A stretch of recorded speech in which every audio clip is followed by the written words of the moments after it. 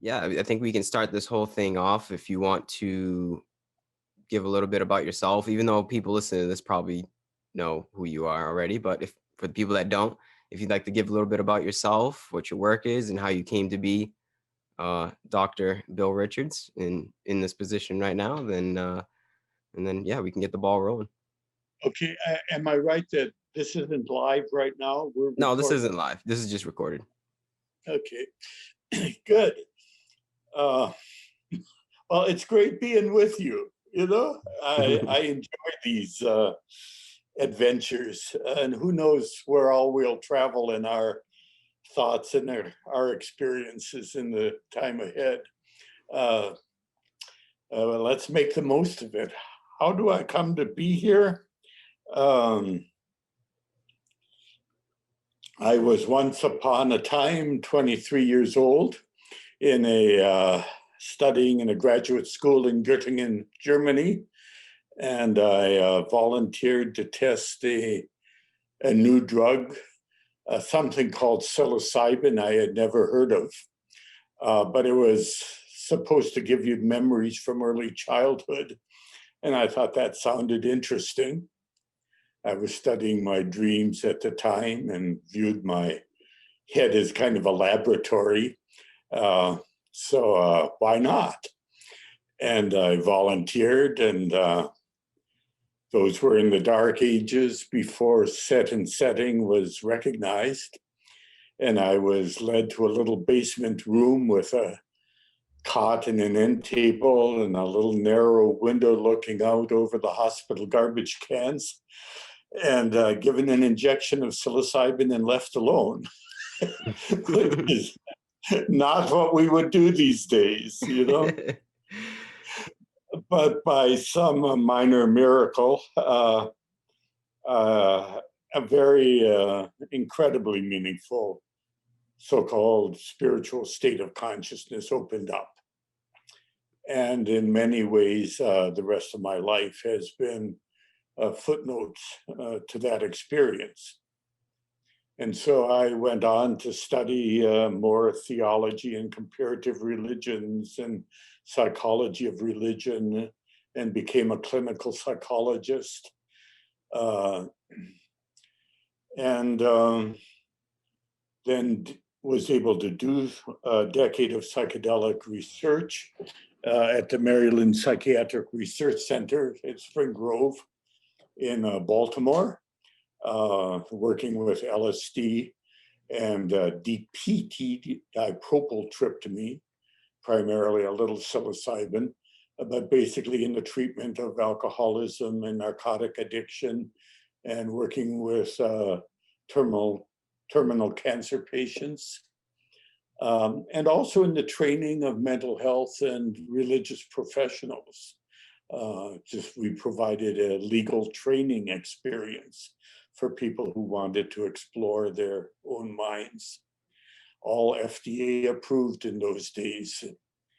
And then the deep freeze came. I think I was the last one in the United States to be able to legally give psilocybin to a patient, a cancer patient in this case. That was in 1977. And then the work became dormant until Roland Griffiths and I were able to begin research at Johns Hopkins in 1999. Other than Rick Strassman did some work with dimethyltryptamine in the early 90s. But we've been going strong at Hopkins now for 20 years. And we have a center for the study of psychedelic and consciousness research, well-funded and well-staffed and growing very rapidly. And there are other centers, as you know, throughout the world that are on the vanguard of this frontier of knowledge and treatment. And it's a very hopeful time. It is. It is. Thanks to your work and people like you that are paving the way, honestly. Well, I it's been hard work, but it's been an awful lot of fun, and it's beautiful, incredibly rewarding work to be with another human being when those depths of consciousness are being discovered and experienced and shared. It's Mm. really a very sacred uh, calling, if you will, to be a psychedelic therapist these days. Did you feel that calling when you first were administered psilocybin intravenously? Actually, it wasn't intravenous; it was intramuscular. Oh, Whatever that matters. yeah, Uh, I didn't even know there was a difference. yeah, it was in uh, liquid form in those days. Just a short injection in your rear, and away you went. You know? Was it instantaneous? Not instantaneous, but more rapid than when it's taken orally and Mhm. have to be digested through the stomach. But puts a few minutes either way. Yeah.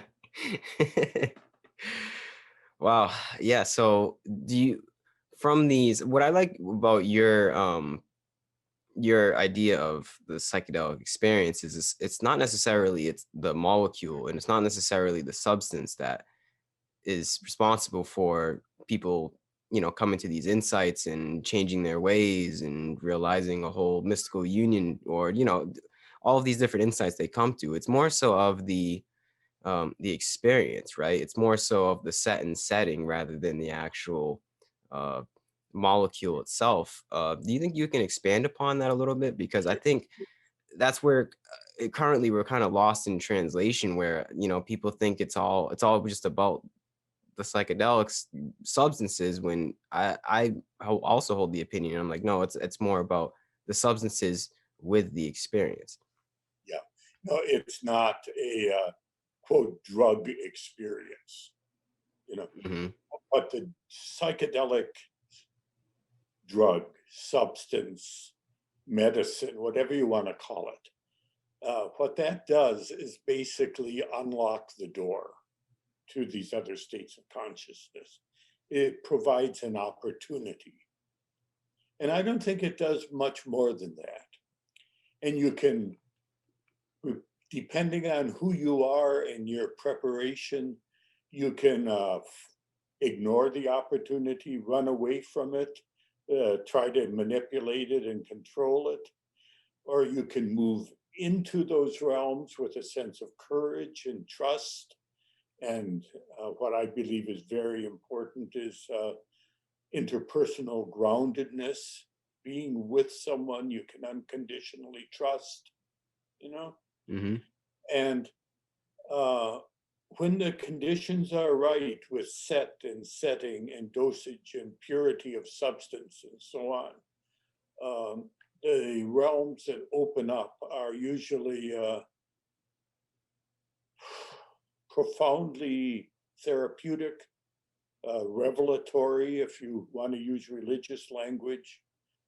Um, they may be painful at times. They may take you through unresolved grief and guilt and um, traumatic experiences in life. It's not all fun, you know, Hmm. but in and through all those experiences, many people arrive at a place where um, they discover that they are more or are connected to more than they ever dreamt was possible, and that there are very positive healing resources within us. Mm. Some people talk about it in religious language, some in philosophical language, some in scientific language, you know.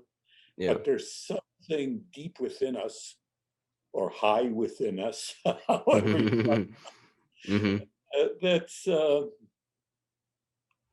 supremely meaningful and beautiful and healing. Hmm. And as we're getting coming to understand it and integrate it into medicine now, as well as eventually education and religion. Um, it constitutes a real threshold of new knowledge in mental health.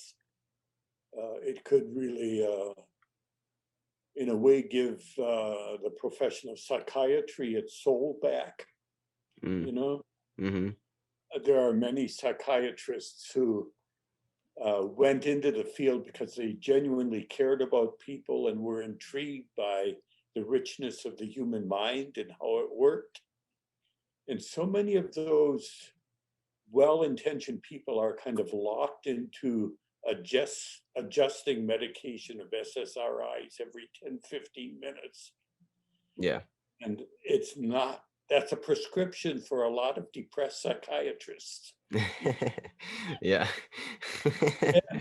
And the psychedelics wisely used um, give access to the intelligence, the beauty, I use the philosophical word entelechy, the meaningful unfolding of content within us, Mm-hmm.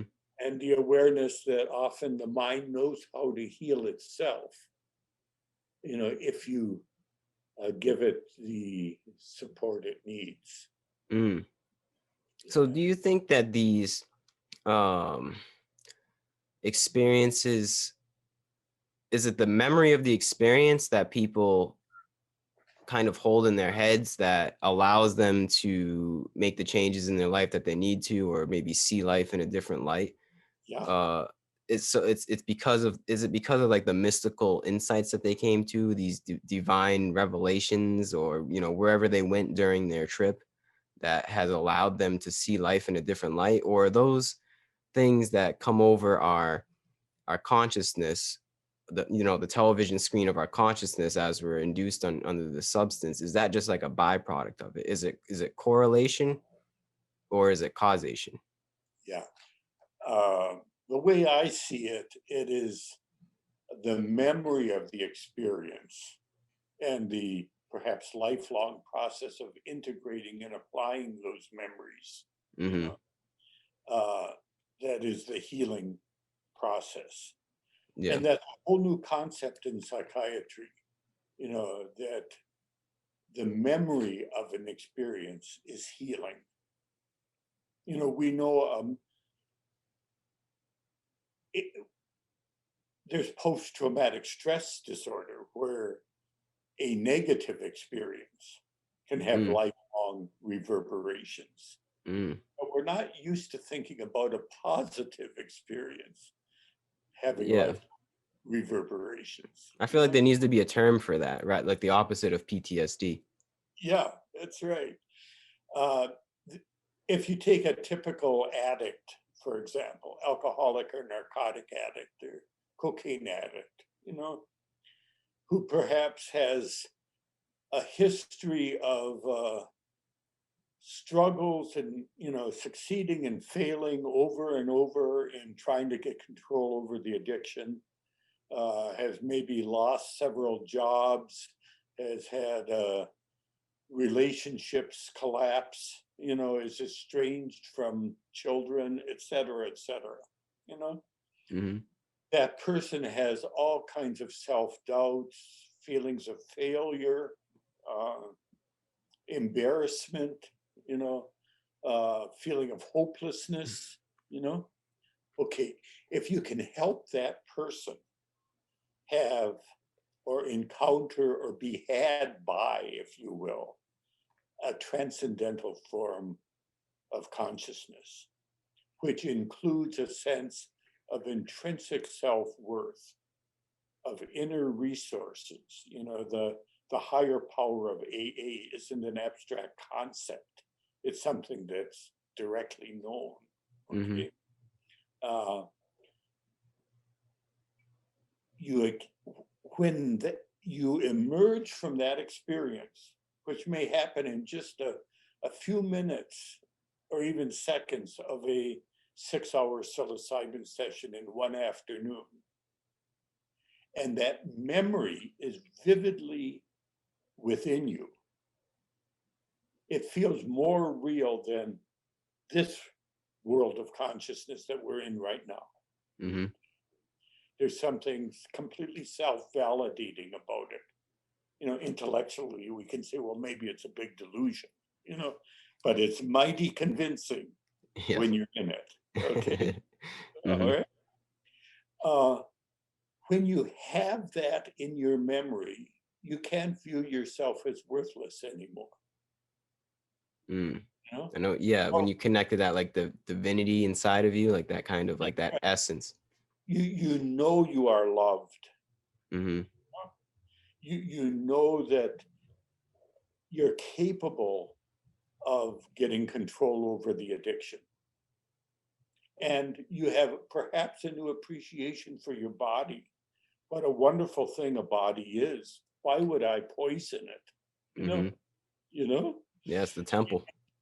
And so there's a whole new concept of who you are and who other people are and what the nature of reality is.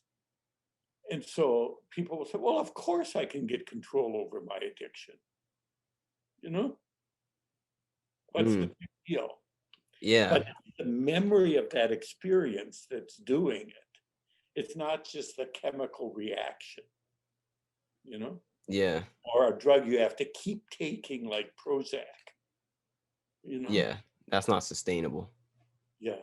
Hmm. Now, I sometimes wonder if we could take people to Bali for a week, climb a Hindu mountain and go swimming in the beautiful warm water and meet all the artists. Maybe that would be transformative too, you know?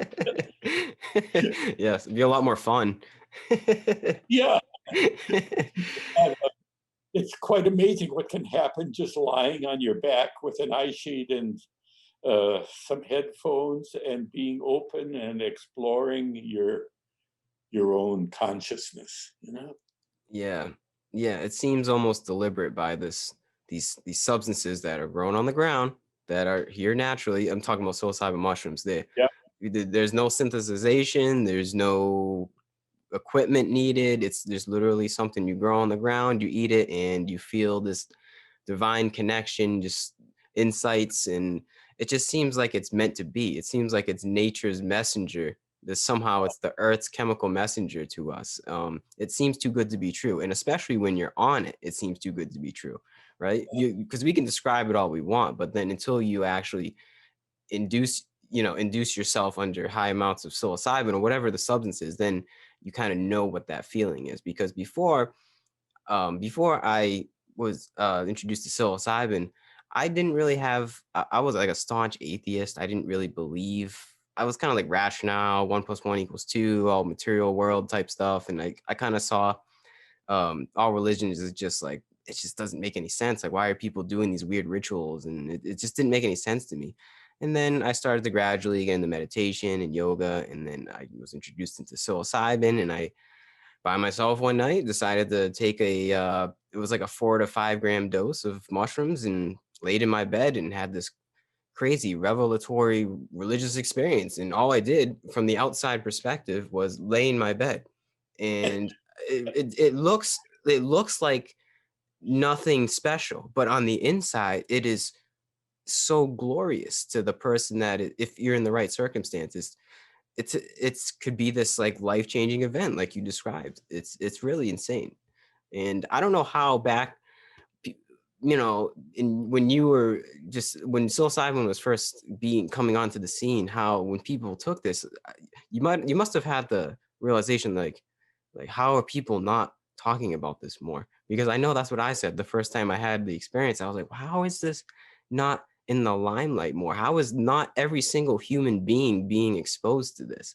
Like it is coming out slowly now, thanks to work by you guys at Johns Hopkins and just the internet and podcasts like this. But it's a slow process. Like you would think that it would be a lot quicker process to have we have this substance that grows naturally that will allow us to communicate with the divine. And I know that sounds crazy, but I think it's actually like true. It's this natural organic substance that allows us to see beyond ourselves, and yet we're kind of just like, oh, whatever, it's just drugs. Doesn't make any sense. Yeah. Yeah. Well, we have a lot of educating to do, Gary. Yeah. The the framework of understanding of most people, even many very well-educated people, professionally, just see it as a drug effect, Hmm. and it's so much more than that. There are a few things in life where, when you get into it, and that you where you really discover more than you thought was possible, you know, and that happens often in therapy with psychedelics, and they're not for everyone, there are many roads up the mountain. Yeah. But for those for whom psychedelics are reasonably safe, um, if you learn to use them wisely, they can be incredibly beneficial, but as you know, in my book, I refer to it like learning downhill skiing. Hmm. If you just jump on a pair of skis without any instruction and dive downhill, chances are pretty good you might injure yourself or someone else, or crash into a tree. Yeah. Yep. Kind of a stupid thing to do. You know, uh, Hmm. so if you're going to do downhill skiing, you get some lessons first. Yes, Maybe you definitely. start on a small slope. You don't start on a black double diamond. You know. Exactly. Uh, and I think the same thing is true with psychedelics. You have to prepare. You have to know what you're doing, and you have to know if it's likely to be helpful to you, or if it's you ought to find different roads up the spiritual mountain. Mm. Mm. But How would you say one knows that the psychedelic is something for them? Well, right now in the research world, we screen out people who have histories of psychosis, being schizophrenic, or um, bipolar illness, or um, people with brain tumors, uh, um, people with acute heart conditions or kidney uh, conditions that have trouble metabolizing substances. And it's not because we know that it wouldn't be helpful to these people. The research really hasn't been done, Hmm. um, but we know that there's a much higher degree of risk Mm. that the Hmm. person might have, that the alternative states of consciousness might not stop at 6 hours, but continue Oh yeah. Hmm. maybe for a few days. Hmm. Um, and it might be, for some of those people, if it can be beneficial, they might need much more preparation and more skilled guidance, and maybe even a safe place to live for a couple uh, weeks or months afterwards, Hmm. to assimilate it. Yeah. So, and also in the research world, you're working with small samples of people, and you want them to all be as much alike as possible, Hmm. and you need FDA approval and institutional review board approval. And so you don't want to take a lot of risks, and you don't want an adverse reaction to happen that then you have to report to the institutional review board and the FDA, and it might put your research on hold. Yeah. So we're very conservative in who we admit into these studies right now for Hmm. treatment of addiction or depression or whatever, post-traumatic stress. Um, but there's an awful lot we don't know, you know. Yeah.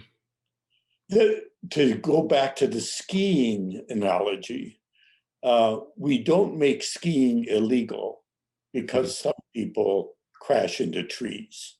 Hmm. if you crash into a tree, we say that was a stupid thing to have done. You should have gotten some instruction, Yeah. you know, Hmm. you know, and you could argue the same is true of psychedelics, you know. Don't just throw it in your mouth for the hell of it. You know, Yeah. but if you're interested in exploring it, read up about it, consult, and maybe find a safe and legal way to do it, you know? Hmm. Yeah, and I mean, in the coming years, it's going to be more and more of a thing. The legality of it, the people having access and having not only access to the substance, but access to the the whole experience that you guys are essentially creating. Can you actually run us through really quick, like what the experience is like for like a psilocybin session? Uh, well, you know, usually we spend at least 4 hours, in the past as much as 8, kind of developing a relationship with the person we're going to give a psychedelic to. So Hmm. there's a sense of safety and openness, and you can choose to be totally vulnerable and out of control and know you're respected and you're safe, you know? Then when that's in place, in the research world, we typically give psilocybin orally, usually, a little blue pill, um, in a comfortable living room type of setting that provides confidentiality and a good music system and some nice art on the wall and one or two people you can really trust that you know who are there for you, you know, Hmm. strangers coming into the room, you Hmm. know, Hmm. you know, and you have your psilocybin experience. And if you're a good research volunteer, as everyone is, you even put up with filling out some silly questionnaires at the end of the day so that other people might have this experience in the future, you know, Yeah. and contribute to science. And then comes this phase of initial integration, you know, where you have a few sessions to take these new insights, whatever they are, and relate them as fully as you can to where you are in life, you know, who you are. And that's in line with classic spirituality. You know, you go up to the top of the mountain and you have your vision, and then you come back into the marketplace and you chop wood and carry water, Hmm. you know. And Houston Smith, beloved friend of mine, always talked about the difference between religious experiences and religious lives, you know? Hmm. So it's not just having the experience, it's applying it, integrating it, living out of it, you know? Yeah. Yeah. The That. old saying, it's easy to love all mankind, but try to get along with your boss and your Yeah. spouse. That takes Exactly. more work. Yes. Yeah, that's true. Do you think it only takes like maybe we'll say one session to get what some I don't know if you want to say get what you need from it, but kind of reach those insights, like one or two sessions that somebody may need? Yeah. Well, um, let me back up a little and just state what's obvious to you, but not to all your listeners, perhaps. And that is that there is no such thing as the psychedelic experience. But there are many different states of consciousness that we can access with psychedelics or with meditative techniques or sensory isolation or sensory overload or natural childbirth or you name it. There are Yeah. many ways of accessing these inner worlds. Psychedelics are great because they're so reliable and potent and effective. We can say on this Saturday afternoon, something significant is going to happen in a few hours. And Hmm. it's hard to do that with meditative techniques, you know, Yeah. even if you can get into the full lotus. You Yes. know? That's funny. So what do we find when we go in? Well, that depends on set and setting, where you are in life, the dosage, the purity, the nature of the substance. There's a lot of variables. But generally, like, there's this realm of perceptual changes, which many people think of when they hear psychedelic, the kind of geometric designs, the tie-dye t-shirt effect, Yep. and that can be fascinating, can be delightful. If that's all that happens, it usually isn't very life transforming, Yeah. Maybe if you're of an artistic temperament, it might influence your art productions a little bit, Yeah. But if you go a little deeper and you can begin to interact with the geometric designs, so you become almost like an atom moving through a wire within the design. You become the design. You go through the design into other states of consciousness, okay? Then we're getting somewhere, okay? If you're just looking at it and giggling and saying that's cool, you're not getting very deep. Yeah. And let's acknowledge, there are people who have dropped acid 200 times and not gone beyond that point, Yeah. Conversely, there are people who have never taken psychedelics, who have had profound, unexpected, spontaneous spiritual experiences. Yeah. Exactly. So what's important is the experience, not how you get there. Okay, then to go a little deeper, then there's this realm of psychological material. Our grief, our guilt, our inner conflicts, our childhood traumas, all this stuff that makes up ordinary psychotherapy, Yeah. And many people feel that just navigating in that world can rapidly accelerate psychotherapy, like, instead of just talking about it, you can relive it and you can experience resolution. You can see a frightening monster of some kind. And if you're prepared and go towards it instead of running away from it, and say you see it transform into your father when he was drunk in the middle of the night, and there's insight and there's understanding and there's forgiveness and there's catharsis, and you get rid of the fear that you've been living with. Okay? It's that principle of in and through, nothing to avoid. Yeah. Or like going down in the basement of your life, if you will, with a big searchlight, trying to shine it in the darkest corners you can find. Like, if there's anything down here that's causing my depression, I want to see what it is. Okay? This is my mind, after all. I have a right to know. So, if there's anything lurking down here, show yourself, And, in the ayahuasca religions, there's this wonderful principle. What do you do if you see the big anaconda serpent? You know the answer? You go right into it, right? Yeah, you dive into its mouth and look out through its eyes. So you become the serpent in a way? You become the anaconda. The anaconda becomes your Shakti, your Kundalini. Oh, yeah. It's magnificent to be an anaconda. Yeah. But if you run from it, what happens?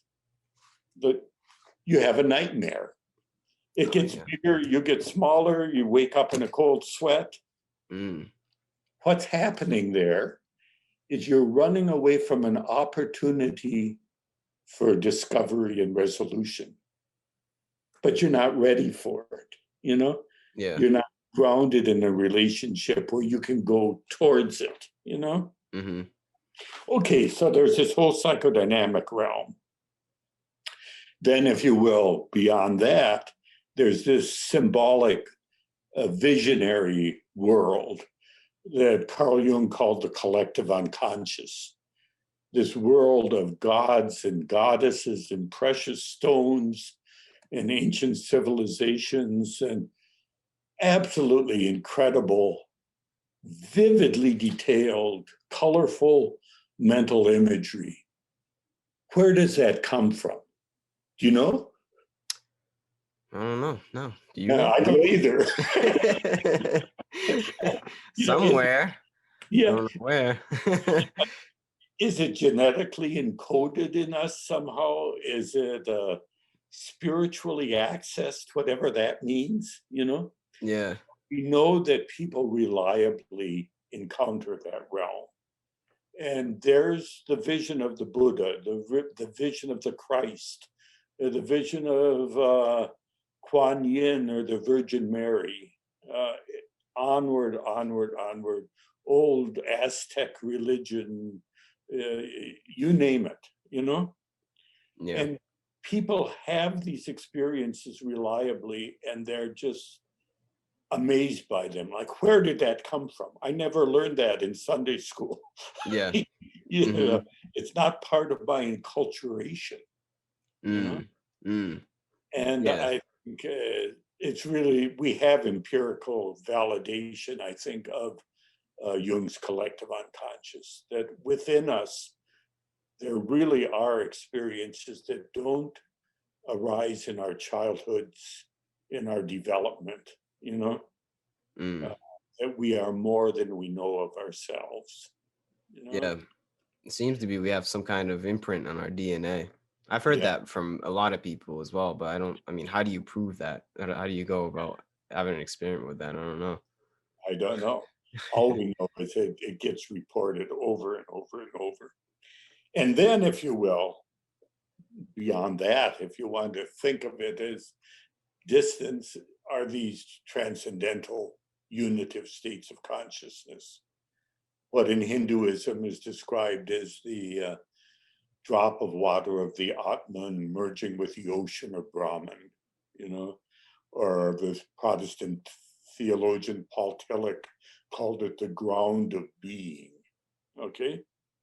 And these profound, incredibly beautiful unitive experiences where it's very hard to put them into language, as you know. So you can't even say I experienced it because in a sense you weren't even there. You Yeah. died into it, you melted into it, you were engulfed by it. But when you come back, you discover that it's in your memory. Yeah. And you can honor it, you can bear witness to it. But there's this line in the Taoist scriptures, the Tao Te Ching, those who know do not speak, those who speak do not know, And when you try to put it into language, you keep contradicting yourself, Yeah. I died, but I've never been so alive, Yeah. God was one, but he contained everything that is. Yeah. It's It just was paradoxes. nothing, and it was nothing, and it was everything. Okay, Yeah. that scholars of psychology of religion call it paradoxicality, big academic word, but it's a state of consciousness that feels more real than the one we're in right now. Yeah, it feels familiar. It's like something we've lost, and it's like we regain that. It's like People talk something. about it is waking up, awakening, homecoming. The amazing thing is that as people go deeper and deeper into the mind, it doesn't get more and more weird and surreal, but it starts to feel more and more welcoming and it's Like home. like I've been here before and I forgot it. Yeah. Yeah. You know? Which is reaffirming to me in my being. That feels good to know that in this crazy conundrum that we find ourselves in, it's not really the truth per se. It's there's something else on the other side. Yeah. And so we express that in, like, he's got the whole world in his hands. You know, that Yeah. there's, in spite of all the chaos of everyday living, that there is an eternal dimension within us where all is well. Yeah. Yeah. Yeah, pretty profound. Pretty profound, exactly. It's something not that I could say. Well, I feel like I can understand that because you've understood that. So when I say that to you and you say that to me, you're like, yes, of course.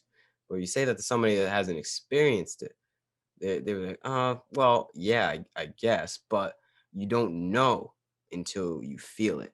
You gotta feel it, man.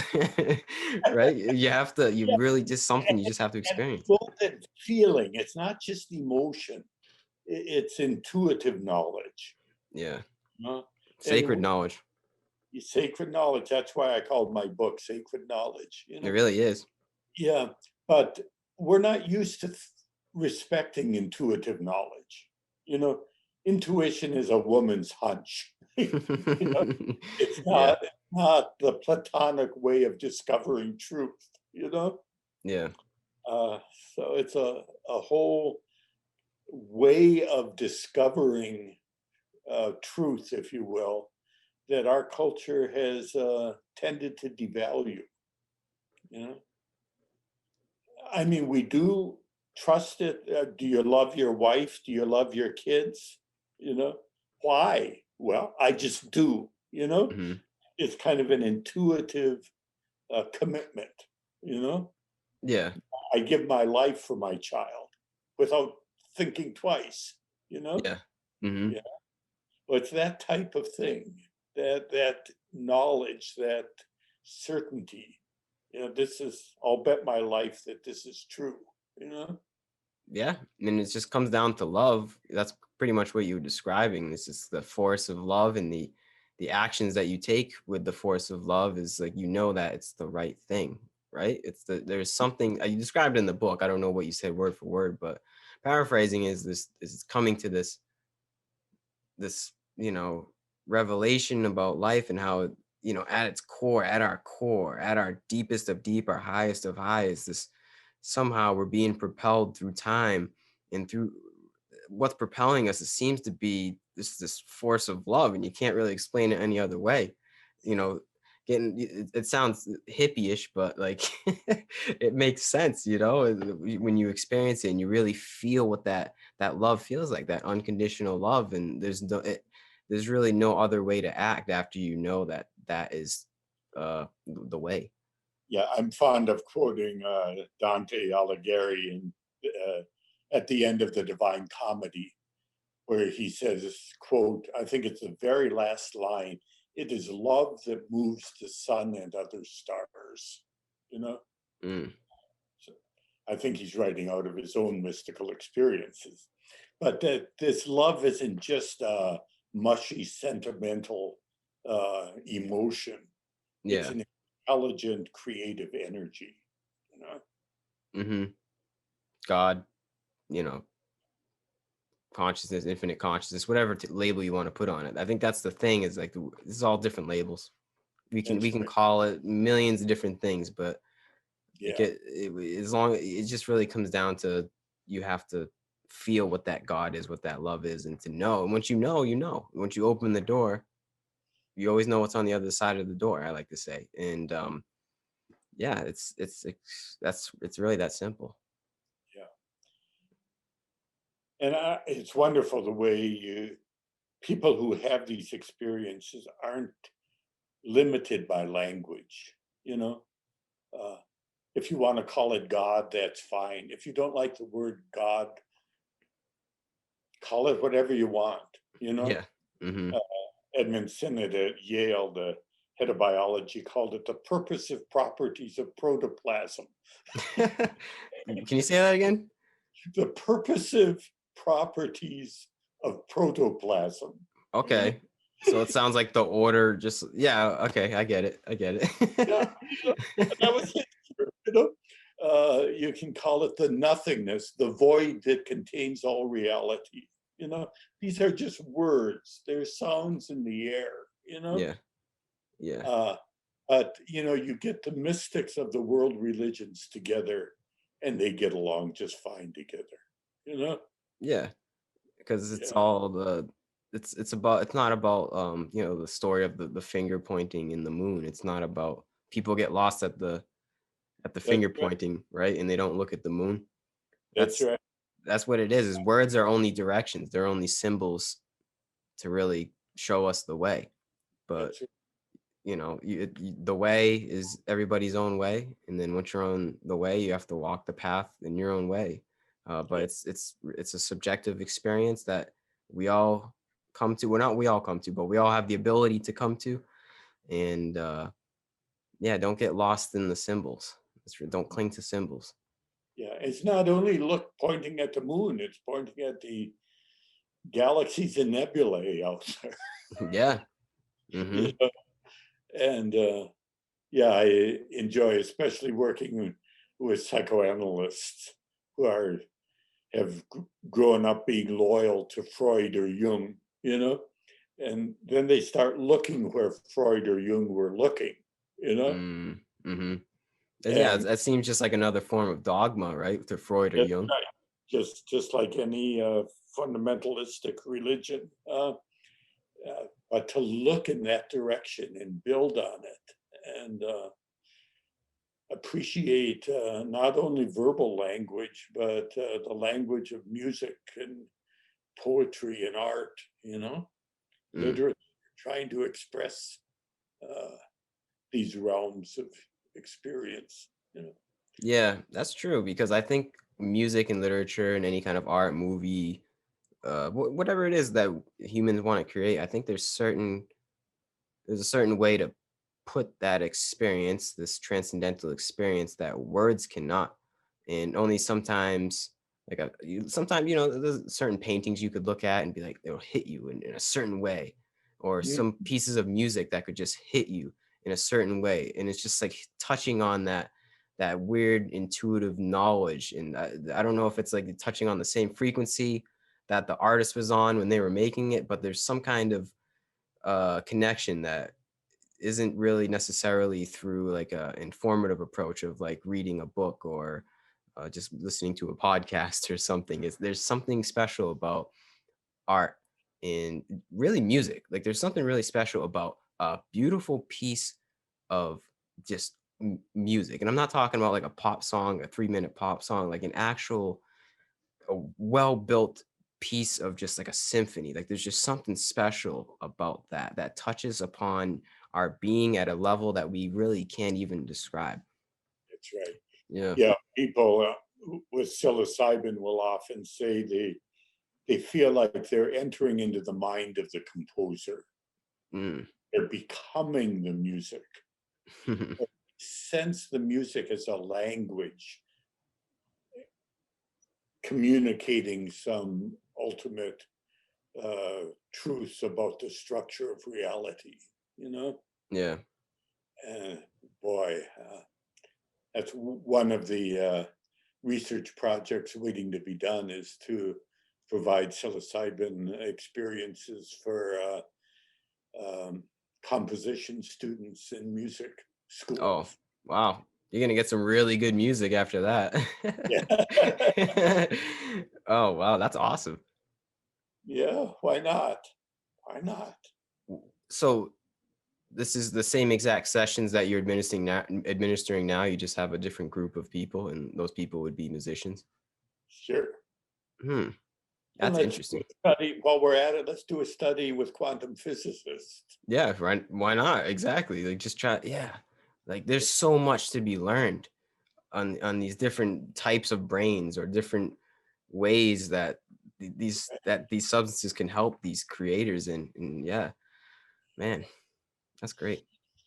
Yeah, I think, you know, right now we're focused on applying the psychedelics in medicine, like just in Yeah. palliative care, in treatment of addictions, treatment of depression, and getting them off of Schedule One so they can be prescribed in mainstream mental health settings and they can be covered by insurance, including Medicare. You know, Mm-hmm. that's where we're focused right now. I think that's step one, and let's do that well. You know, Yeah. Yeah, I understand. but Yeah. beyond that, there's their potential value in the training, the education of people, notably mental health professionals and religious professionals. Why shouldn't a theological student maybe have some revelatory experience as well as studying Greek and Hebrew to decipher the scriptures, or Mm-hmm. Sanskrit or whatever? You know, Mm-hmm. why not? Why shouldn't a philosopher studying Plato experience something akin to what Plato experienced Yeah. when he wrote his um,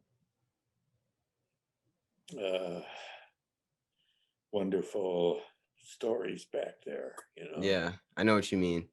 Because I mean, I would want to if I Yeah, was in that. I mean, because it's just like, Timothy Leary said he learned, I think he said he learned more about the mind in his, for his first mushroom trip than he did, his all of his years of schooling. So it kind of plays in part with, like, with the people that you just said,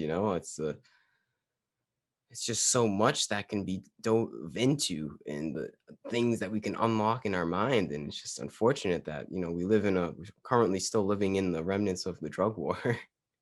It's I think you said this in the book where people are going to look back on this, and historians are going to just be like, wow, it was just craziness. Like, how can these things that are organic be kept from the people? And it really, I say this is a saying of mine, it's a crime against humanity that these things are illegal to everybody. Like, it legitimately is.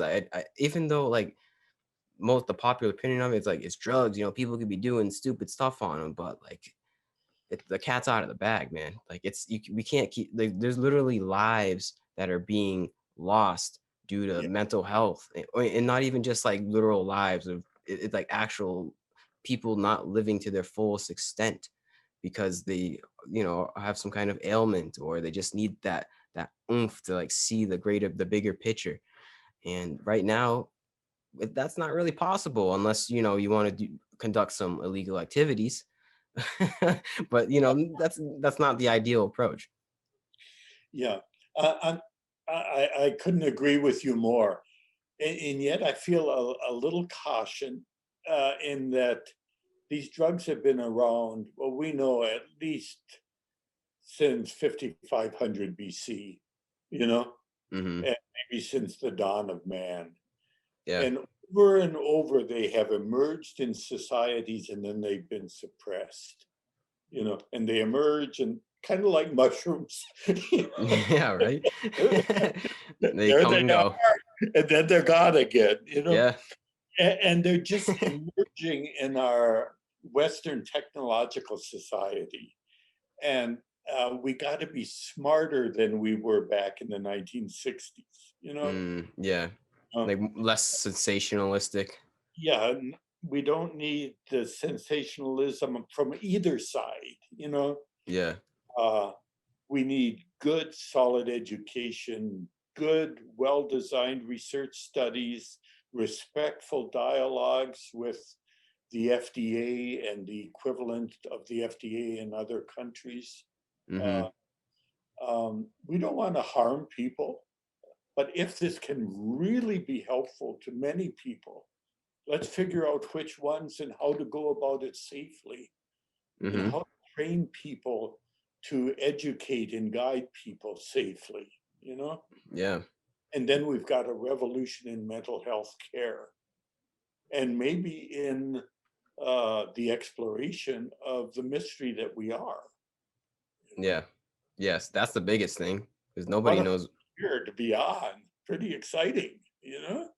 Wait, say that again. I didn't hear what you said. Pretty exciting to be on that frontier, you Oh know? yeah, definitely. I don't think there's any more honorable, path. Honestly, like, it's just such a, like, this is something that the world really needs right now in the coming years.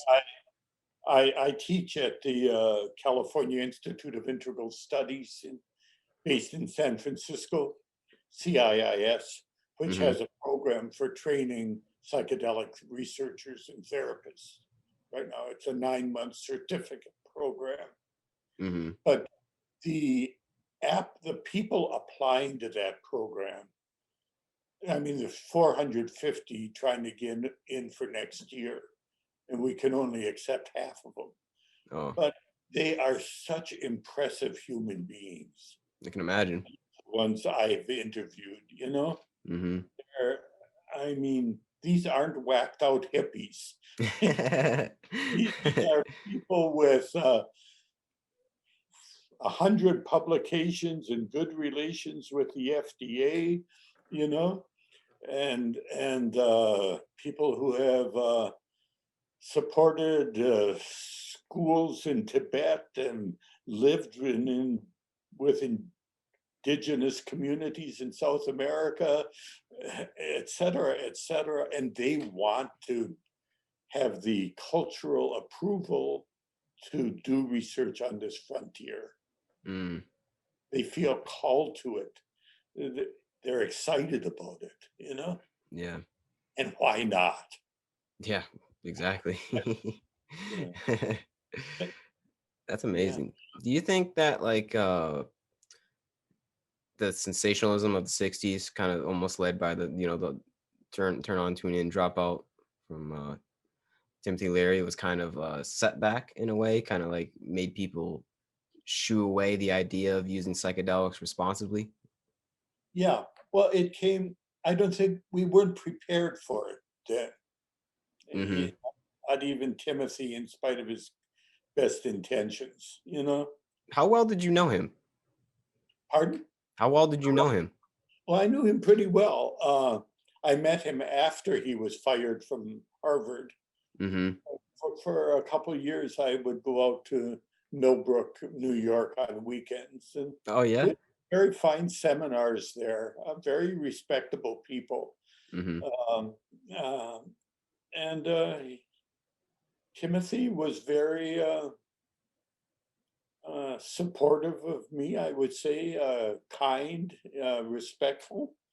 Um, I wish he hadn't given up on being a good scientist. Yeah. Yeah. But I can also kind of understand him doing that Yeah. I think it in, needed to be done. I yeah, understand.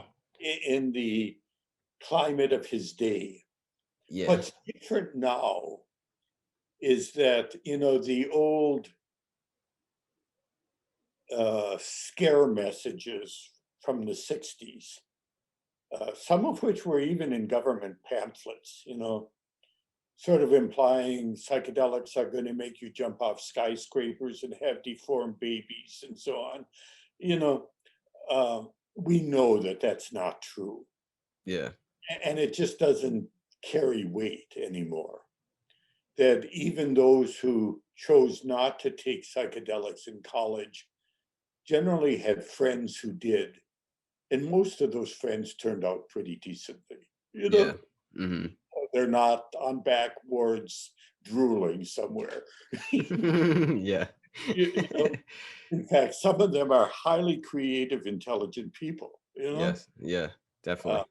I mean, some of the success in Silicon Valley, for example, is attributed to psychedelic insights, Mm-hmm. and so on, that it can facilitate creativity if you go about it right. You know? Mm-hmm. Definitely. Definitely. So it's a whole different framework of understanding. And the FDA itself uh, is very, respectful, intelligent. They're responsible for the mental health of the nation, and they don't want to approve something that's going to cause a lot of damage or suffering. Yeah. But if this is really one of the best treatments for depression and post-traumatic stress and addictions, wow, what would the world be like if less people were depressed and addicted? Uh, Talk yeah, about significantly impacting the mental health of the world, yeah. It would change the world. It would change the whole change. climate of how we see Earth and how we see ourselves, and yeah, it can just be the huge catalyst to creating essentially heaven on earth. I know that sounds really idealistic, but that's the ideal that we need to to create that better world, to create that heaven on earth. And it starts with reaching these states of psychedelic experiences or transcendental and mystical experiences and seeing us for what we really are. Yeah. And it entails not only respect for one another in our different religions and languages and heritages, really valuing diversity, in all Yeah. its forms. Um, but it also fosters our relationship with nature, you know, other life forms, from the tree to the octopus. Okay, Yeah. they're pretty incredible, when you get into them, Yeah. Yeah. and the idea of kind of living harmoniously, sharing, being respectful to the other life forms on the planet, instead of just exploiting them for our financial gain or whatever, Hmm. Um, that makes sense. It has meaning. Yes. Their profound psychedelic experiences. Mm. I'm You glad know, you said that, because that's kind of what it that's kind of what it gives me, at least, or it gave me. It was like a sense of purpose, a sense of meaning to my own life. And yeah, I feel like that is the perfect word for it. It's meaning. Like this, it gave me like this sense to like want to keep going on, because I was actually at a point where I was pretty depressed and I just didn't see like the light. And then I kind of like reorganized how I saw my entire life, and it gave me this sense of just wanting to live. Really, it's great. welcome. We need you here. Yeah. Well, here I am. Oh man. You really are. Oh Uh, man. that's good. Thanks. Um, Well, I mean, other than that, I mean, I think we can probably wrap this thing up. Do you have anything else you'd like to get off your chest, or anything you'd like to say, or? oh, I can talk on forever. Uh, I don't really have any other questions for you. I do like to say one thing though. Hold on, I have it on my phone. It's the list. The common noetic insights in mystical consciousness. The 6 insights that you have. Is that your list? um, Want me to read them off first? the definition of mystical consciousness, and in the scientific world, that has become a scientific term, mystical consciousness. Yeah. In professional journals now, this isn't. It's not misty. It's not vague. Mm, This is a rather precise thing. And what we call mystical consciousness is a state of awareness that includes a sense of unity, transcendence of time and space, intuitive knowledge, sacredness or awesomeness, deeply felt positive mood, joy, peace, love, and claims of ineffability and paradoxicality. mm-hmm. And when a person's report of a session or a questionnaire completed afterwards scores high on those 6 uh, categories, then we say that person had a mystical experience. I see. Or we might say was had by a mystical experience. Yes. But it Mhm. happened. It's in that person's memory. Yeah. And then the amazing thing in the research world is that we're finding that when that happens, there's often the most dramatic changes in behavior and attitudes afterwards. Mm. Decreases in depression, anxiety. Cancer patients claim to have lost their fear of death. But interestingly enough, they don't get suicidal. Yes. They treasure every minute they have, but Mm-hmm. they start to approach the end of their lives more with curiosity than with fear. Mm. You know, that's a pretty incredible change in our culture, you That, I know? think that's probably the biggest thing that you could get from these things is, I mean, who doesn't want that, to not fear our inevitable demise, you know? It's Yeah. what more do you, we're all gonna die. So I mean, if you can kind of come to some kind of semblance of peace, then what more can you ask for? Right. I'm fond of saying, in fact, in my book, there's 13 suggestions to ponder at the end. Yeah, Uh, I love those. but if I were to publish another version of the book, there'd be a number 14. Mm-hmm. It would be just because you're mortal is no reason to be depressed. Mm, it's Okay. true. Yeah. Most of us are mortal, you know? Yeah, individually we're mortal, but collectively at a deeper level we are immortal. I like to see it. Or there really is a temporal world in which we're involved in daily life, and there is an eternal world that Mm, we can access, awaken to, you know? And I think being awakening, being developing spiritually, is maintaining awareness of both of those worlds. mm. And yeah, And the dialogue and the interactions between them, you know? yeah. There is the eternal world of eternal love, and there is suffering in the marketplace where we can go and feed hungry people. Okay? Mm-hmm. Mm. If you can remember both of those at one time, you got it made. That's great. I think we can end it on that point. That's awesome. Okay. Man. Dr. William Richards, you're one of the good guys. Thank you for coming on. I really appreciate it. Yeah, if anyone wants to check it out, I got the book right here, Sacred Knowledge. Wonderful book. It's definitely up there in psychedelic literature. That's for sure. But yeah, I keep doing your thing. Keep fighting the good fight. I really appreciate you giving me the time, and I hope you enjoy the rest of your day. Enjoy the holidays, and You too, yeah, Gary. Take that's it. care. Yeah. Namaste. Have a good Namaste. one.